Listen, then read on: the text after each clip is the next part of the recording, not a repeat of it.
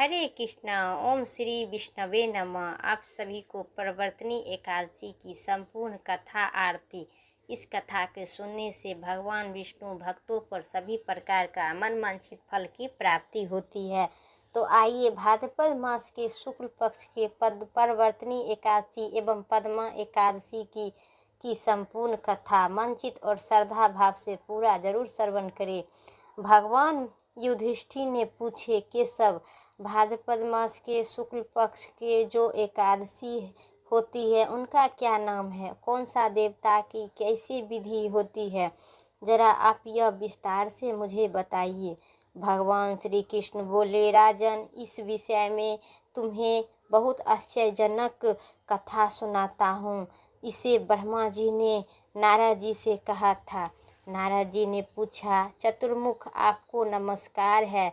मैं भगवान विष्णु की आराधना के लिए आपके मुख से यह सुनना चाहता हूँ कि भाद्रपद मास के शुक्ल पक्ष में कौन सी एकादशी होती है। ब्रह्मा जी ने कहा, मुनि श्रेष्ठ, तुमने बहुत उत्तम बात पूछी है। क्यों न हो वैष्णव जो ठहरे हैं, भादो के शुक्ल पक्ष की एकादशी को पद्मा एवं प्रवर्तनी एकादशी के नाम से विख्यात है। उस दिन भगवान विष्णु हरि के सब की पूजा होती है। यह उत्तम व्रत है, आवश्यक भक्तों को मनुष्य को करने योग्य है। सूर्य वंश में माधता नामक एक चक्रवर्ती और सत्य प्रतीक्षा और प्रतापी राजा हो गए थे। वे प्रजा अपने और सा पुत्रों की भांति धर्म पूर्वक पालन किया करते थे। उनके राज्य में अकाल नहीं पड़ता था, मानसिक चिंता नहीं मनुष्य के सताते थे नहीं, और अपराधियों का प्रकोप भी नहीं था। उनकी प्रजा निर्बल था तथा धन धन्य से बहुत और धन धन्य से वृद्धि था। महाराज के कोप में केवल न्यायपालिक धर्म का ही संग्रह था। उनके राज्य में समस्त वर्णों और समस्त जातों और आश्रमों के लोग अपने अपने धर्मों में लगे रहते थे। माधता के राजा की भूमि कामधेनु के समान फल देने वाली थी। उनके राज्य में करते समय प्रजा को बहुत सुख का प्राप्त होता था।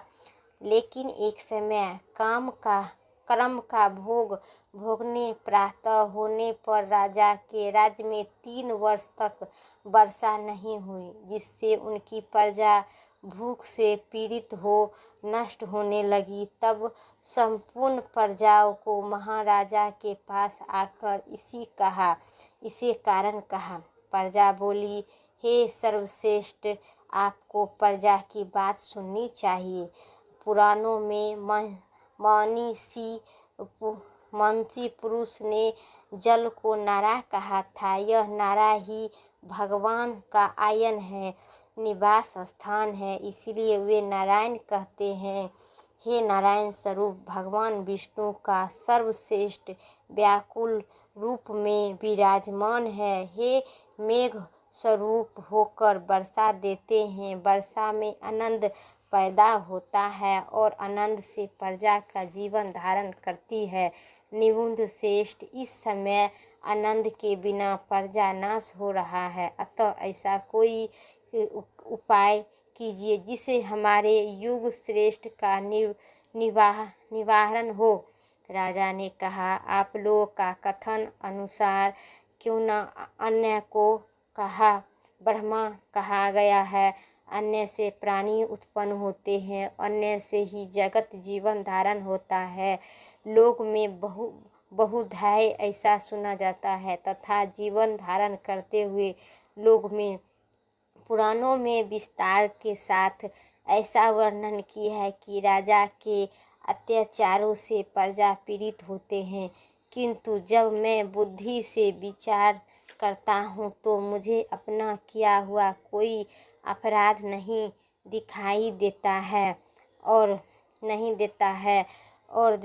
भी मैं प्रजा हित करने के लिए पुण्य प्रातः करूँगा। ऐसा निश्चय करके राजा माधता इन्हें गिने व्यक्तियों को साथ विधाता को प्रणाम करके घनन वन की ओर चल दिए और वहां जाकर मुख्य मुनि और तपस्वी के आश्रम पर घूमते फिरते एक दिन वह ब्रह्मपुत्र अगरी ऋषि का दर्शन हुआ। उन पर दृष्टि पड़ते ही राजा हर्ष ने भरकर अपने वाहनों से उतर पड़े और इंद्र को वश में रखते हुए दोनों हाथ जोड़कर उन्हें मुनि के चरणों में प्रणाम किया। मुनि भी और तथास्तु कहकर राजा का अभिनंदन किए और उनके राज्य के 7 अंगों कुल पूछे। राजा ने अपनी कुशल बताकर मुनि के सर्वप्रथम समाचार सुना। मुनि राजा को आसन पर ग्रहण करने ध्यान दिया। उन्हें ग्रहण करके जब वे मुनि के सामने बैठे हुए राजा उनके आगमन का कारण पूछा। तब राजा ने कहा, भगवान, मैं धर्म अनुकूल प्राणियों से पृथ्वी पालन करता हूँ, फिर भी मेरे राज्य में वर्षा का अभाव हो गया है। इसका क्या कारण है, इसे बता। अब बात को मैं नहीं जानता हूँ, इसे कृपा करके मुझे विस्तार पूर्वक कहिए। हाँ भगवान, मैं धर्म अनुकूल प्राणियों से पृथ्वी का पालन करता था, फिर भी मेरे राज्य में वर्षा का अभाव हो गया। इसका क्या कारण है, इसी बात को लेकर मैं यहाँ जानना चाहता हूँ। ऋषि बोले, राजन, यह सब युग में उत्तम सतयुग है। इससे सब लोगों का चिंता में लगे रहते हैं तथा इन समय धर्म अपने चारों ओर से युक्त होता है। इस युग में केवल ब्रह्मा ही तपस्वी होते हैं, दूसरे लोग नहीं। किंतु तो महाराजा, तुम्हारे राज्य में एक शूद्र तपस्या करता है, इसी कारण मेघ बारिश पानी नहीं बरसता है। तुम इसके प्रतिकरण कोई संकल्प उठाओ जिससे यह तपस्या भंग हो, दोष सख्त कर जाओ। राजा ने कहा, मुनिवर, एक तो वह तपस्या में लगे हैं, दूसरी अपराध है, अतः मैं इसका निश्चित नहीं कर सकूँगा। आप कोई दूसरा उपाय बताइए करने के लिए। तो करने वाले किस धर्म का उपदेश कीजिए। मुनि श्रेष्ठ बोले, राजन, यदि ऐसी बात है तो एकादशी का व्रत करो। भाद्रपद मास के एवं भादो मास के शुक्ल पक्ष की परिवर्तनी एकादशी, जो पद्मा एकादशी का विख्यात है, होती है, उनके व्रत के प्रभाव से निश्चय ही उत्तम वर्षा होगी। नरेश, तुम अपनी प्रजा और परिजनों के साथ इसका व्रत करो। मुनि श्रेष्ठ यह वचन सुनकर यह अपने घर राजा लौट गया। उन्होंने चारों ओर वर्णों समस्त प्रजातियों के साथ भाद्रपद मास के शुक्ल पक्ष की परिवर्तनी एकादशी का व्रत किया। इसी कारण इस व्रत को करने से मेघ पानी वर्षा बरसने लगे, पृथ्वी पर जल से चारों ओर जलाशय हो गई और हरी भरी खेती सुशोभित होने लगी।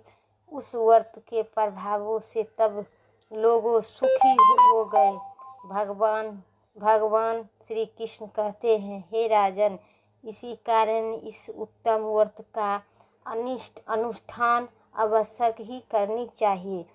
पद्मा एवं परिवर्तनी एकादशी के दिन जल से भरे हुए घड़े को वस्त्र से ढककर दही और चावल के साथ ब्राह्मणों को दान देनी चाहिए। साथ ही छाता और जूता भी देनी चाहिए। दान करते समय निम्नलिखित मंत्र का उच्चारण जरूर करें। मंत्र के उच्चारण: ओम नमो गोविंदे वासुदेवाय नमः, ओम नमो भगवते वासुदेवाय नमः। यही मंत्र के 5 बार उच्चारण करते हुए बुधवार और सावन नक्षत्र के योग से युक्त द्वादशी दिन बुध सावन नामक धारण करने वाले भगवान गोविंद आपको नमस्कार है। मेरी पाप राशि नाश करने आप मुझे सब प्रकार से सुख प्रदान करें और आप पुनः प्रजाजनों को भोग और मोक्ष प्रदान करने वाली तथा सुखदायक है। हे राजन, आपको नमस्कार है। इस व्रत को करने से और इस कथा को पढ़ने और सुनने से भक्तों को सभी प्रकार को सब पापों से मुक्त होकर और मोक्ष की प्राप्ति होती है। प्रेम से बोलिए सियावर विष्णु भगवान की जय, सियावर भोले बाबा की जय। मेरा कथा यहीं तक था। कथा अच्छी लगी तो वीडियो को लाइक करें, चैनल पर नए हैं तो सब्सक्राइब करें और फिर कमेंट करें। और सुनिए अब आरती करें। जब आरती सुन लीजिएगा और साथ साथ आरती कीजिएगा तभी कथा सुनने का फल की प्राप्ति होगी। कोई भी कथा के बाद आरती जरूर सुने। तो बोलिए प्रेम से विष्णु भगवान की जय। ओम जय जगदीश हरे, स्वामी जय जगदीश हरे। भक्त जनों के संकट क्षण में दूरी करे। ओम जय जगदीश हरे। जो धावे फल पावे सुख निर्मन से का। सुख संपत्ति घर आवे कष्ट मिटे तन का। ओम जय जगदीश हरे। माता पिता तुम्हें मेरे शरण कहूँ किसी की हो स्वामी, शरण कहूँ किसी की। तुम्हें बिनी और न दूजा आस करो जिसकी। ओम जय जगदीश हरे। तुम पूर्ण परमात्मा तुम्हें अंतर्यामी, परम पिता परमेश्वर सबके स्वामी। ओम जय जगदीश हरे। तुम करुणा के सागर तुम पालन करता हो स्वामी, तुम पालन करता। मैं मूर्ति खिली कौमी कृपा करो भरता। ओम जय जगदीश हरे। तुम हो एक अगोचर सबके प्राणपति हो स्वामी, सबके प्राणपति। किसी भी धूमिनो दया में तुमको मैं कुड़ी थी। ओम जय जगदीश हरे। दीनी बंधु दुख हरिता तुम रक्षक मेरे। करुणा हाथ उठाओ द्वार पड़े तेरे। ओम जय जगदीश हरे। तुम करुणा के सागर तुम पालन करता। विषय बिटारी मिटाओ पाप हरो देवा। ओम जय जगदीश हरे। श्रद्धा भक्ति बढ़ाओ संतन की सेवा हो स्वामी, संतन की सेवा। ओम जय जगदीश हरे। स्वामी जय जगदीश हरे। यहीं तक मेरा वीडियो यहीं तक था। बोलिए प्रेम से बोलिए सियावर विष्णु भगवान की जय। जितना भक्तों पद्मा एकादशी को व्रत करे उन्हें सभी भक्तों को आप सभी को भगवान वांछित फल की प्राप्ति जरूर दे। उम्मीद आशा करते हैं मेरा वीडियो पसंद आए। चैनल पर नए हैं तो लाइक करके सब्सक्राइब करें। कमेंट बॉक्स में ज़रूर कमेंट करें ओम हरि विष्णु नमो नमः के। फिर अगली वीडियो लेके आते हैं। तब तक के लिए अपना ध्यान दीजिए। जय श्री राम। राधे राधे।